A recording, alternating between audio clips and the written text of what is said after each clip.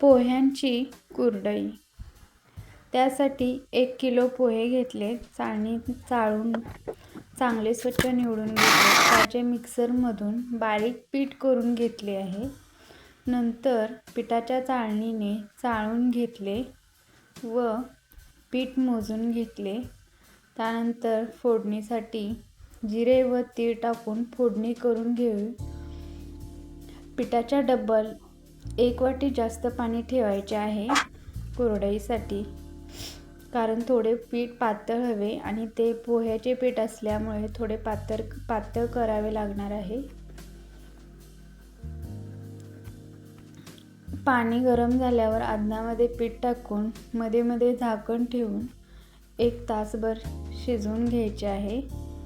त्याच्या व्यवस्थित गुठळ्या फोडून मंद आचेवर अर्धा तास आणि मध्ये मध्ये झाकण ठेवून हलवून अर्धा तास, असे 1 तासभर लागते पीठ शिजवायला. आता मीडियम आचेवर हे पीठ शिजून झाल्यानंतर आपले पीठ तयार आहे. आता याची आपण कुरडई पाडून घेणार आहोत. हे बघा, अशा प्रकारे कुरडया येतात.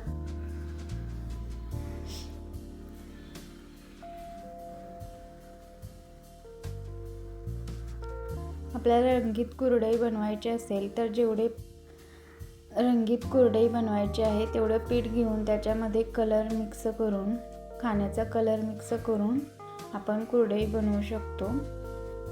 तर शेवटी राहिलेले पीठ एकदम थंड होते, त्यामुळे ते चांगले व्यवस्थित मळून एकजीव करून त्याच्यामध्ये थोडे पाणी घालून मळून मग साच्यात भरून कुरडई पाडू शकतो.